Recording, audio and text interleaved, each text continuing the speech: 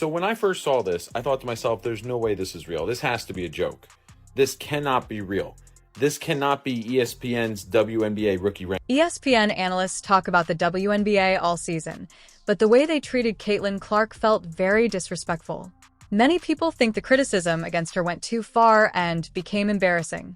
At that point, some of us felt like maybe she hadn't proved it in the WNBA, but at this point, she certainly. Some analysts always seem to have a problem with Caitlin Clark. Whenever Stephen A. Smith tried to defend her, other pundits would respond with comments that criticized or put her down. Will do her best. I know she's talented, but she's not strong enough and she doesn't have enough experience right now to compete at this. Another analyst said Caitlin would not be strong enough for the WNBA, but that claim did not make sense. She proved them wrong by recording 2 triple-double games, something that had never been done before. Because of performances like this, people keep talking about Caitlin Clark. When others try to downplay her, she responds by showing her talent on the court. Best player in the country. To the media or me? As you see it. I feel like I'm the best player in the country. Angel Reese has the right to believe in herself, but many people question how she can still think she is better than Caitlin Clark. The debate between them should have ended months ago, yet some ESPN commentators still struggle to accept that Caitlin might be the best and continue trying to criticize her. Exactly what I'm saying, because I think it makes a mockery of the women's game. If the focus on, now we just have to have people because of marketing and their attention, and they're not as talented, and we're not putting the best team out. Earlier in the season, one commentator said Caitlin only brings excitement to the crowd but does not have real talent on the court. However, many fans disagree with that opinion. Caitlin Clark has helped bring more attention and popularity to the WNBA. Because of the growing interest, the league even changed its playoff format and added more games. As Caitlin continued her rookie season, she exceeded expectations with her strong performances and influence on the league. By the end of the year, she had changed how people view rookie players and eventually won the prestigious Rookie of the Year award. I was like, this is ESPN, and they are owned by Disney. And I was like, okay, maybe this stupidity makes a little bit more sense. But then I was like, okay, maybe there's like a stat or stats that I'm missing, right? That maybe I'm overlooking something as to why Angel Reese is better than Caitlin Clark this season. Many people wondered how ESPN made such a big mistake. When the network released its rookie rankings for the WNBA, Caitlin Clark was placed in 6th place. This surprised and disappointed many fans. People who followed her college career knew how talented she was. She was already famous for her long-range shooting, great court vision, and ability to lead her team in difficult games. Seeing her ranked so low, especially with Angel Reese ranked 2nd, made many fans question ESPN's judgment. Response of folks that don't think she is praised enough and she is above reproach in terms of criticism, or that praising another player is an affront to her is like, whoa, bro. Like, also, like, you're in my mentions talking about women's basketball. I've never ever seen you before in my life. Angel Reese is also a very talented player, but the big difference in their rankings caused a lot of debate. Many people felt that ranking Reese above Clark showed that ESPN did not fully understand the different skills both players bring to the game. Some fans even felt it was disrespectful to Clark. However, Clark quickly proved her value on the court. Game after game, she played at an incredible level, breaking records and becoming one of the most exciting players in the league. Her amazing three-point shots and smart assists showed that she was not just one of the best rookies, but one of the best players in the entire WNBA. Her leadership and influence also helped bring new fans to the league. Angel may have exceeded expectations, even more so than As Caitlin Clark became more popular in the WNBA, not everyone in the media recognized the challenges she faced. Some commentators said the league was not targeting her and that she was being treated like any other player. But as the season continued, many fans noticed that Clark seemed to receive more physical defense than most rookies. Statistics showed that she was fouled very often.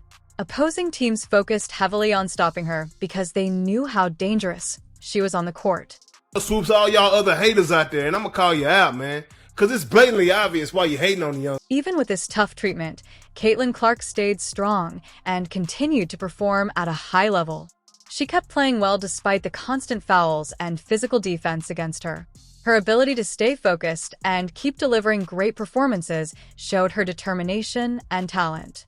Some people also felt that certain media commentators did not fully understand what was really happening during the games. Versus Caitlin Clark, and that is just absolutely false. It is unfair to the women that have been there building this league to this moment so that Caitlin Clark's popularity could take it to the... Some criticism grew stronger when a commentator said Caitlin Clark's main value to the WNBA was the large number of viewers she brought to the league. According to that opinion, her popularity was more about attention than her actual skills. Many fans strongly disagreed with this idea. While it is true that Clark helped bring more viewers and attention to the WNBA, her success was mainly because of her excellent performances on the court. Game after game, she showed her talent, leadership, and high level of basketball skill. Her exciting play helped increase the league's popularity and brought many new fans to watch the WNBA. I'd say she's lucky this UConn team isn't healthy. And that's a true statement. That's wrong, Molly. Monica? That's wrong, Molly. Molly, like it's excuses. 5 top players, it's excuses, am I right? Molly. It's excuses. Major injuries. You would not be saying that if it wasn't UConn. Major stars not playing. Listen, excuse me, it's her against Caitlin Clark. Stephen A. Ain't no excuses. Stephen you A. got there. No, I want to hear that now. Stephen A. Let me tell you, if Paige Georgetown Becker- get back in the mix, I'm going to be insufferable. I'm just telling you that now. What? If Paige Becker's basically missed 2 seasons, I don't know if we'd be talking about Caitlin Clark the way we are. Many fans who had never watched the WNBA before started watching because of Caitlin Clark.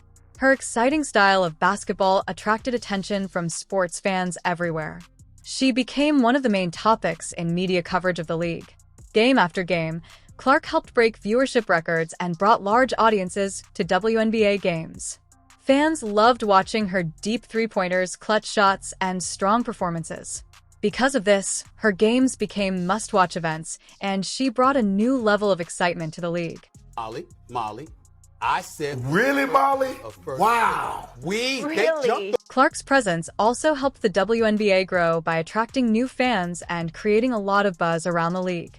This showed that she was not just a player who brought viewers, but someone who helped raise the overall level of attention for the league. One clear example of her influence was when the WNBA made an important change to its playoff format. Because interest in the league was growing, the finals were extended from a 5-game series to a 7-game series. This decision showed how much the league's popularity had increased. There's a Caitlin Clark effect on all of basketball, and especially on women's basketball ratings. Kudos to her. She has elevated an entire sport in viewer. For many years, the WNBA finals were only 5 games long. But with the rise of new stars like Caitlin Clark and the growing interest in women's basketball, the league saw a chance to expand. Moving to a 7-game final series was not only about adding more games, it was also about responding to the increased demand for exciting basketball. Even media outlets that had earlier underestimated Clark's influence had to recognize that she was helping drive major changes in the league. Want it to grow if it's certain people at the face. And there is still this undertone of jealousy that for some reason I cannot get around calling it anything else but that because I don't know what else it could be. I thought it was going to get better this season, but it hasn't. There are still people who seemingly, to me, feel like they just don't want Caitlin to be a part. Clark's star power also brought many new fans who wanted to attend games, buy merchandise, and support the league. For a league that had often struggled financially compared to men's basketball, Caitlin Clark became a major boost. Sponsorship deals also increased because brands wanted to work with her and connect with the growing popularity of the WNBA. Clark's appeal went beyond basketball. She became a cultural icon who attracted both dedicated basketball fans and casual viewers, making her a strong ambassador for the league. Act like there isn't or hasn't been legitimate resentment emanating from those who are pioneers. Nobody's fooled here. You got pundits who used to play in the WNBA, some of them who didn't, and who was speaking on behalf of those who didn't want to create that kind of noise themselves because of the negative impact. We talk about it when the men do it. If we detect jealousy, if we detect envy, if we detect resentment, and it's amongst the fellas, we put it out there. Shit, we act like it's the latest episode of General Hospital. But when the ladies are feeling that way about another young lady like Caitlin Clark, and people like myself and Shay Shay call it out, suddenly it's a problem. Throughout the season, ESPN often seemed to misunderstand Caitlin Clark's true impact. From ranking her 6th in rookie rankings to sometimes downplaying her achievements, their coverage did not always reflect what was happening on the court.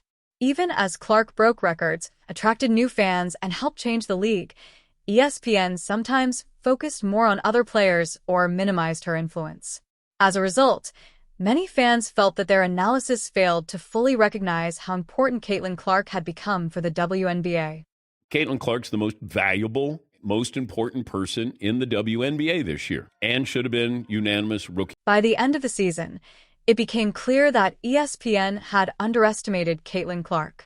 She proved herself not only as the best rookie, but also showed that the early opinions about her were wrong. Her journey from being ranked 6th by ESPN to winning the Rookie of the Year award was very impressive. It showed her talent, hard work, and determination to succeed despite criticism and doubt. Throughout the season, Clark proved she was one of the best rookies in the WNBA and one of the most influential players in the league. Winning Rookie of the Year confirmed her success and proved her critics wrong. In the end, ESPN had to admit that Caitlin Clark is a special, once-in-a-generation talent, and her award was the perfect way to finish an incredible season.